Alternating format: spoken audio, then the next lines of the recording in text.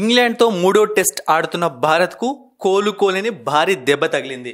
రవిచంద్రన్ అశ్విన్ ఉన్న పాటుగా third test నుంచి తప్పుకున్నాడు. ఎందుకు, వివరాలు ఏంటి అనేది తెలియాలంటే ఈ వీడియో మొత్తం చూడండి. టీమిండియా ఇంగ్లాండ్ ముందు చాలా మంచి టార్గెట్ ను ఉంచింది. అయితే ఇంగ్లాండ్ వాళ్ళు ఆ టార్గెట్ ను ఛేదించే క్రమంలో బాస్ బాల్ ని టీమిండియాపై ప్రయోగించారు.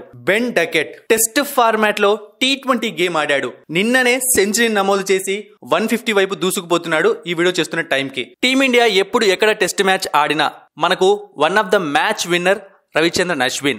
థర్డ్ టెస్ట్ లో 500 టెస్ట్ వికెట్లను కూడా కంప్లీట్ చేసుకున్నాడు అశ్విన్. అండ్ అది మామూలుగా కూడా కంప్లీట్ చేయలేదు.